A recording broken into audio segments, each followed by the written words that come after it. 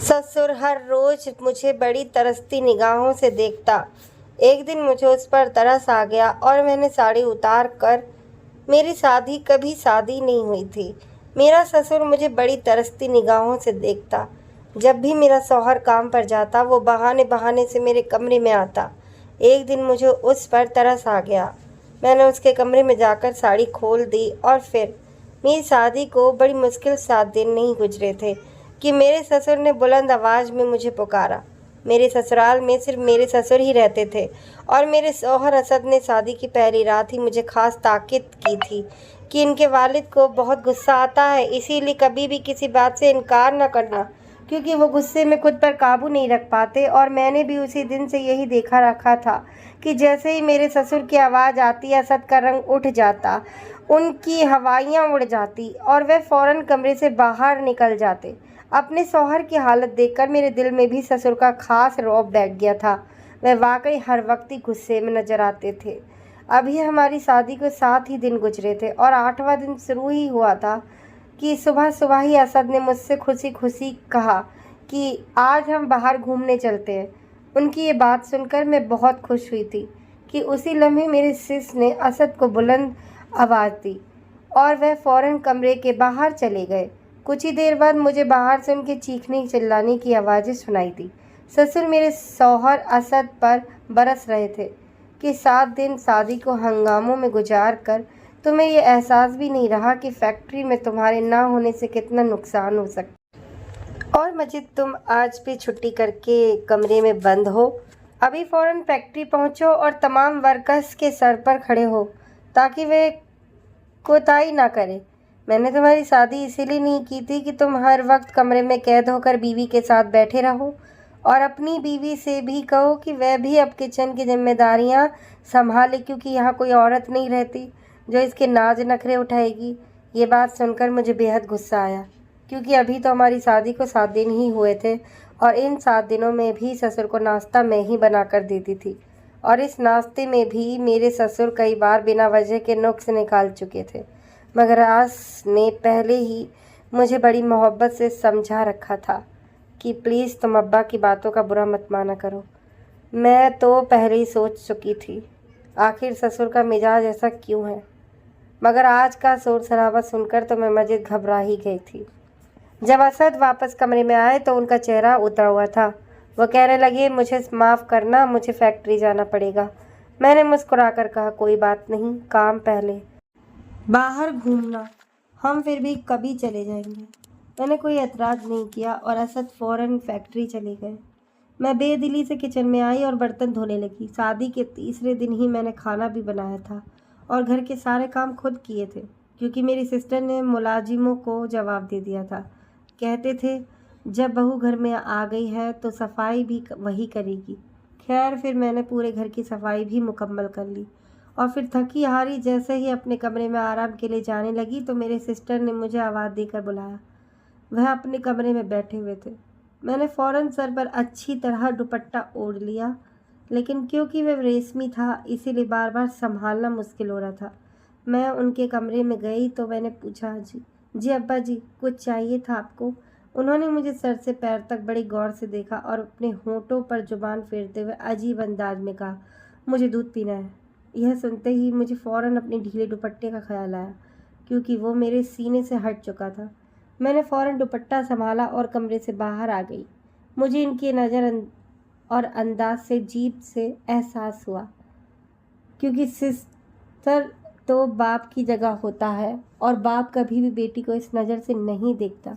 मेरा दिल ज़ोर ज़ोर से धड़कने लगा। फिर मजबूरन में घबराहट के आल में फ्रिज खोलकर दूध का गिलास निकाला और अपने दुपट्टे को अच्छी तरह से लपेट कर दोबारा उनके कमरे में चली गई। साइड टेबल पर दूध का गिलास रखा, लेकिन जैसे ही मैं वहाँ पलटने लगी तो उन्होंने कहा कि कभी मेरे पास बैठकर भी बात कर लिया करो, क्योंकि इस घर में अब तुम्हारे सिवा कोई नहीं है और मैं सारा दिन तन्हा बैठा रहता हूँ। इनके कमरे में बैठने के लिए कोई कुर्सी नहीं थी, इसीलिए उनके रोकने पर मुझे बैठ के किनारे पर बैठना पड़ा। फिर वे मुझसे इधर उधर की बातें करने लगे और फिर जैसे ही उन्होंने दूध का गिलास मुंह को लगाया तो फ़ौरन पीछे हटा लिया और बोले, ये तो बिल्कुल ठंडा है, मैं तो सिर्फ गर्म दूध पीता हूँ। ये कहते हुए उनकी नज़रें एक बार फिर मेरे चेहरे से मेरे वजूद पर गहराई से दौड़ने लगी, जिससे मेरे हाथों में नमी और चेहरे पर पसीना नमूदार होने लगा। उन्होंने कहा कि अभी जाओ और इस दूध को गर्म करके लाओ। मैंने जल्दी से गिलास उठाया और घबराकर बाहर आ गई। हालांकि 2 दिन से वे ऐसे इंतहाई सख्त लहजे में बात कर रहे थे, लेकिन आज उनका अंदाज बिल्कुल नरम था, जैसे वह कोई और ही शख्सियत हो। मैंने दूध को पतीली में डालकर गर्म किया और दोबारा गिलास में भरकर ससुर के पास ले गई। जैसे ही मैंने गिलास उनके सामने बढ़ाया, उन्होंने दूध के साथ मेरा हाथ भी थाम लिया। मेरे जिस्म एक करंट सा लगा। मैंने फ़ौरन हाथ पीछे खींचे और तो उन्होंने छोड़ दिया।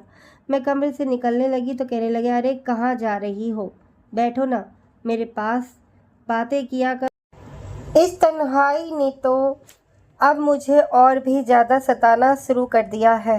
ये कहते हुए उन्होंने गहरी आह भरी और फिर कहने लगे कि तुमने शादी के अगले रोज़ जो ब्लैक रंग का फैंसी जोड़ा पहना था वह तुम पर बहुत खूबसूरत लग रहा था।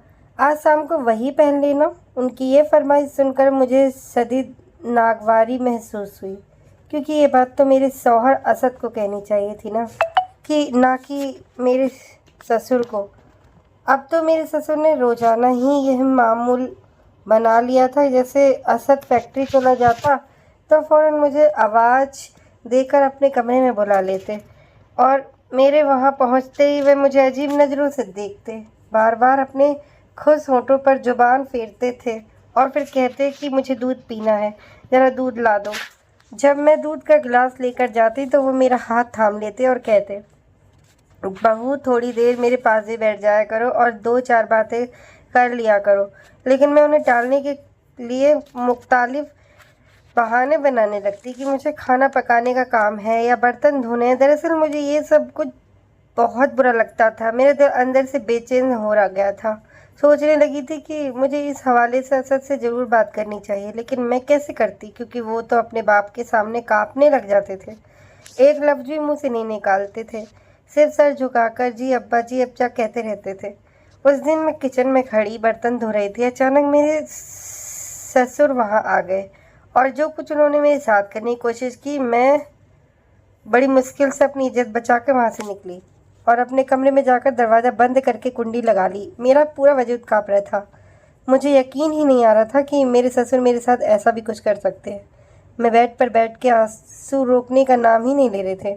मैंने तकिया कर लिया था कि आज रात को ससुर के आने पर हाल मैं उसे सब कुछ बताऊंगी। पूरा दिन मैंने कोई काम नहीं किया, अपने आप को कमरे में बंद कर लिया था। मेरे ससुर बार बार दरवाज़ा खटखटाते रहे कि भूख लगी है, खाना दे दो, लेकिन मैंने दरवाज़ा न खोला और ना ही कोई जवाब दिया। मेरी जगह अगर कोई और लड़की होती तो वह भी यही सब कुछ करती जब मैंने किया था। रात को मेरे कमरे का दरवाज़ा ज़ोर ज़ोर से पीटा गया। बाहर असद खड़ा था। गुस्से में कहने लगा, निम्रा दरवाज़ा खोलो, ये क्या हरकत है, तुम सुबह से दरवाज़ा बंद किए बैठी हो। जैसे ही मैंने दरवाज़ा खोला, दोनों बाप बेटे गुस्से से मुझे घोर दहाड़ रहे थे। असद गुस्से से बोला, तुम्हें जरा भी शर्म नहीं आती, मेरा बाप सुबह से भूखा बैठा है, तुमने उसे रोटी तक नहीं दी। अगर उन्हें कुछ हो जाता तो इसका जिम्मेदार कौन होता। मैंने धीमे लहजे में कहा, मैं इनकी जिम्मेदारी नहीं संभाल सकती, बेहतर है आप किसी और का बंदोबस्त कर ले। मेरी ये बात सुनकर असद आग बबूला हो गया। पीछे से मेरे ससुर बोल उठे, देख रहे हो बेटा, अभी जुमा 8 दिन भी नहीं हुए और ये लड़की अपनी असल रंग दिखाने भी लग गई। मुझे पहले ही अंदाज़ा था कि ऐसी लड़कियां शादी के फ़ौरन बाद ही अपने शौहर की अलग देखी के ख्वाब देखने लगती हैं। असद ने गुस्से से कहा, आज तुमने ये बात कही है, आइंदा अगर मुंह से निकाली तो हाथ में तलाकनामा थमा कर तुम्हें उसी वक्त रुखसत कर दूंगा। ये सुनकर तो मेरा रंग बेरंग हो गया। मुझे अपनी माँ की बातें याद आने लगी, जिन्होंने रुखसती के वक्त मुझे कहा था, बेटी कभी भी ससुराल वालों से लड़कर वापस ना आना, अपने शौहर और ससुर की हर बात मानना, अपना घर संभालने की हर मुमकिन कोशिश करना। अपनी माँ की नसीहत को मद्देनजर रखते हुए भी मैं हर हाल में अपना घर बसाना चाहती थी, मगर मेरे ससुर मुझसे जो कुछ चाहिए था वो भी मेरी बर्दाश्त से बाहर था। मेरे ससुर की बेबाकी की गुस्ताखियाँ दिन ब दिन बढ़ती ही जा रही थी और उस वक्त असद जिस तरह गुस्से से आग बबूला थे, अगर मैं उन्हें सच बताती तो यकीन मुझे ही छोटा समझते। मैंने खामोशी से इख्तियार किया और जाकर बैठ गई। ससुर गुस्से में असद से कहने लगे, इसे आखिरी बार समझा दो, इसका दिमाग ठीक कर दो, वरना मैं खुद ही इसकी माँ से जाकर बात करूँगा और इसके बाप से कहूँगा कि अपनी बेटी को संभाले। और ये कहकर वो गुस्से से चले गए। मैंने खड़ी नज़र अपने ससुर पर डाली। असद मेरी तरफ गुस्से से देखते हुए बोले, आखिर तुम्हें मसला क्या है?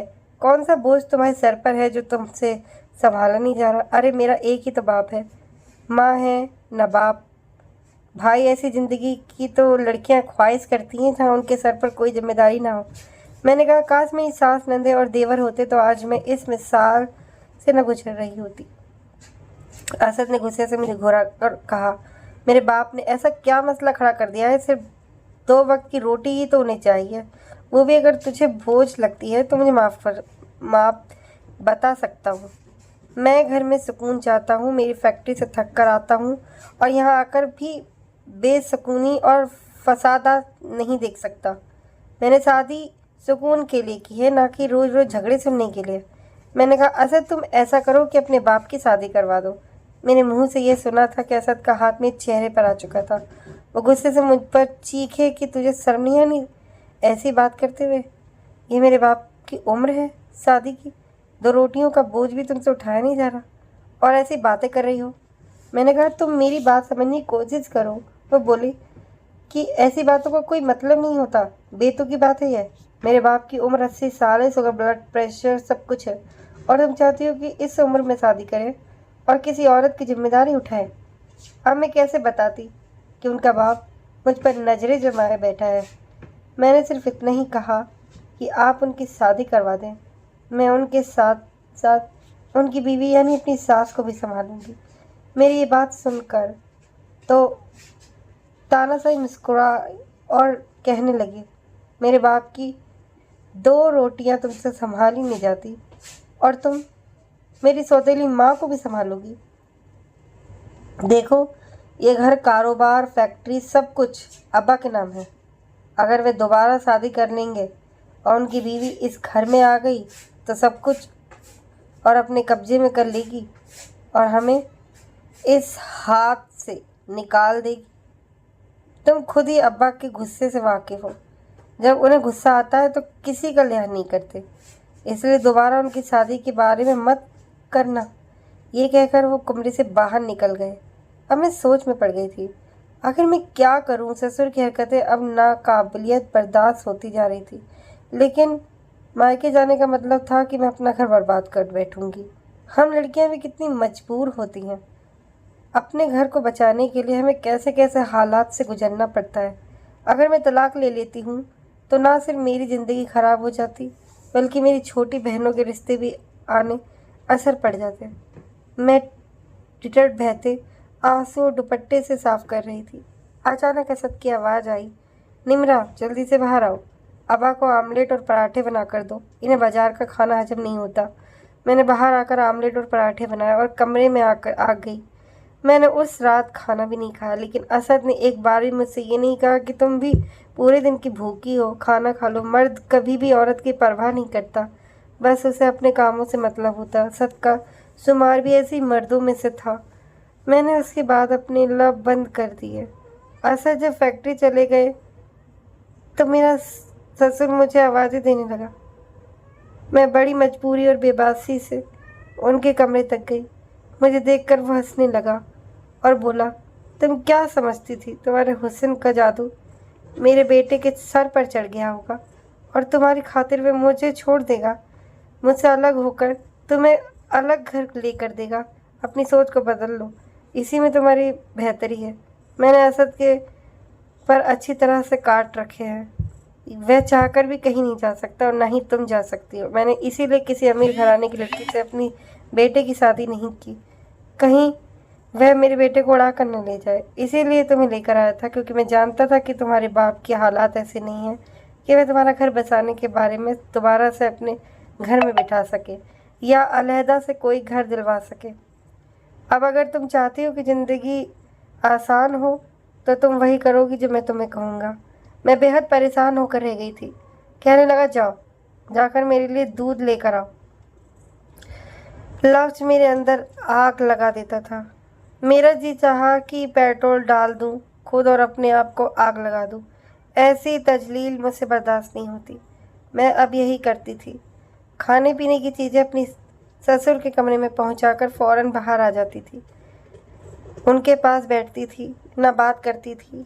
ज़्यादा वक्त अपने कमरे में ही गुजारने लगी थी। एक दिन तो हद ही हो गई। मेरे ससुर ने तो असद का भी लिहाज नहीं किया। रात को खाना खा रहे थे, अपने ससुर की फरमाइश पर बिरयानी बनाई थी। बिरयानी बनी भी बहुत अच्छी थी।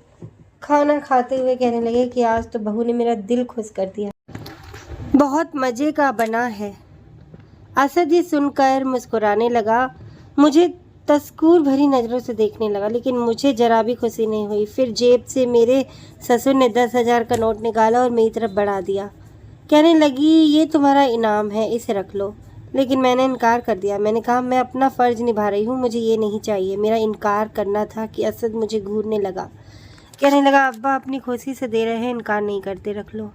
पैसे न चाहते हुए भी मैंने 10,000 के नोट पकड़ लिए। मैं बर्तन उठाने के लिए जैसे ही खड़ी हुई, मेरा ससुर भी खड़ा हो गया। मेरी तरफ बढ़कर मुझे अपने गले से लगा लिया और मेरे माथे पर भोसा दिया। मैं तो यूं थी जैसे पत्थर का मुजस्समा बन गई। कहने लगी, मैं तुम्हारे बदले हुए रवैये पर बहुत खुश हूँ। ऐसे ही रहोगी तो बहुत जल्द मेरे दिल में जगह बना लोगी। ये कहकर वो अपने कमरे में चली गई। असद को देख रही थी, जिसके चेहरे पर कोई भी तासुरात ना थे, लेकिन मुझे ये चीज़ बहुत बुरी लगी थी। मैंने कहा, अब्बा का कौन सा तरीका है, मैं उनकी सगी बेटी नहीं, लेकिन उनको फासले पर बात किया करें। उनको क्या हक बनता है मुझे अपने साथ लगाए? अल्लाह ताला ने तो एक उम्र में बाद बाप और बेटी का फासला रखने के लिए कहा है, और माँ और बेटे का भी। मेरी इस बात पर असद भड़के उठे। कहने लगे, इतनी छोटी सी सोच के मालिक हो सकती हो? मेरा बाप तुम अपनी बेटी समझता है। क्या हो गया है तुम्हें, जो तुम्हें ज़रा सा हाथ लगा लिया, तुम्हारे सर पर प्यार कर लिया? अजीब लड़की हो तुम। बजाय इसकी कि अब्बा के दिल में जगह बनाओ, तुम हर बात पर ऐतराज़ करती हो। वो धीमे लहजे में मुझ पर गुस्सा होकर बोल रहा था। कहने लगा, शुक्र करो अब्बा ने ये बातें नहीं सुन ली, वरना मज़ीद मुसीबत बढ़ जाती। वो कहने लगा, मैं तुम्हें आखिरी बार समझा रहा हूँ निम्रा, अपना रवैया बस ठीक रखा करो। मैं रोने लगी। मैंने कहा, असद मेरी बर्दाश्त की हद ख़त्म हो चुकी है। ऐसा करो, मुझे जहर ला कर दे दो या अपने अब्बा की शादी करवा दो। ये कहकर मैं कमरे में चली गई। कुछ देर बाद ही बाहर की डोर बेल बजी। फिर बाहर शोर की आवाज़ से आने लगी। मैं कमरे से बाहर आई तो मुझे पता चला कि मेरे एक देवर भी है, जो लंदन में तालीम हासिल करने के लिए गया था, और अब वह वापस आ चुका है अपनी बीवी के साथ।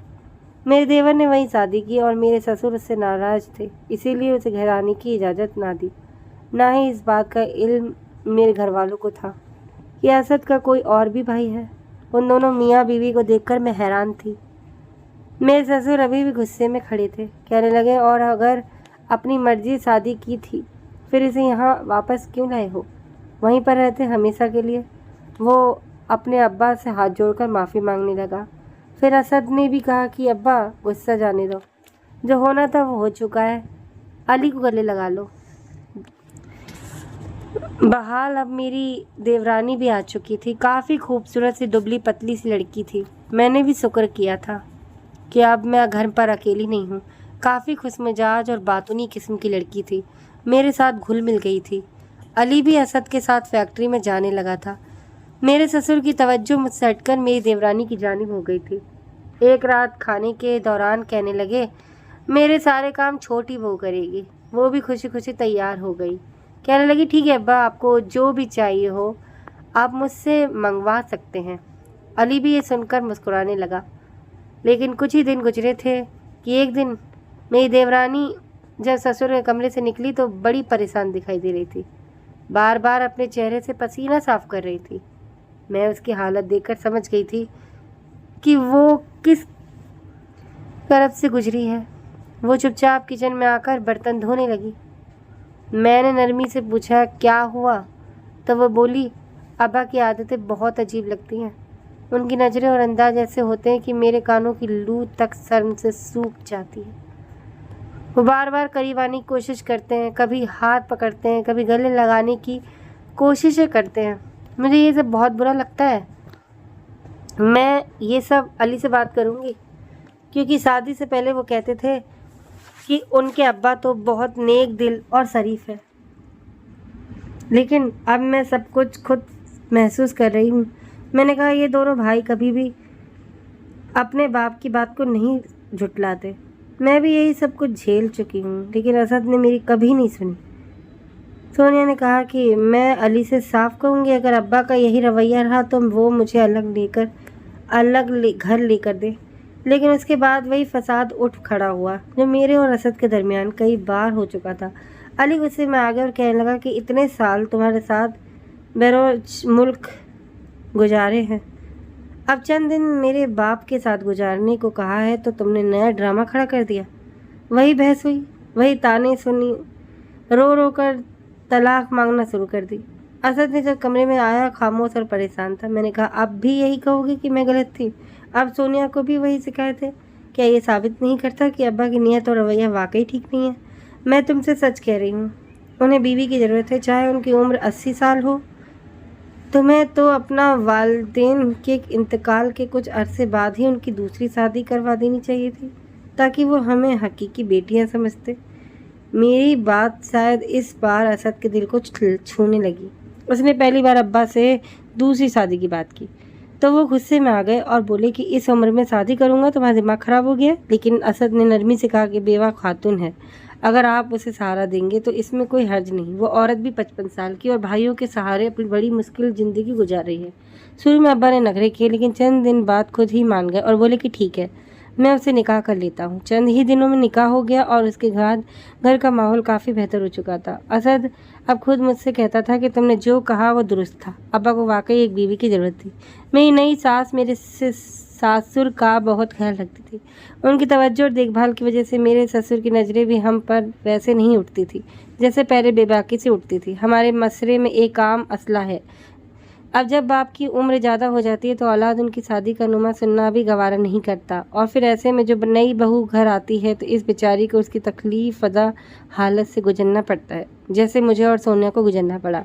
नाज़रीन, मज़ीद इस तरह के सबक आमूज़ कहानियाँ सुनने और वाक़यात सुनने के लिए हमारे वीडियोज़ को लाइक करें, शेयर करें और चैनल को भी सब्सक्राइब करना मत भूलिएगा। मिलते हैं एक नई कहानी में, बहुत ही दिलचस्प कहानी में। तब तक के लिए धन्यवाद।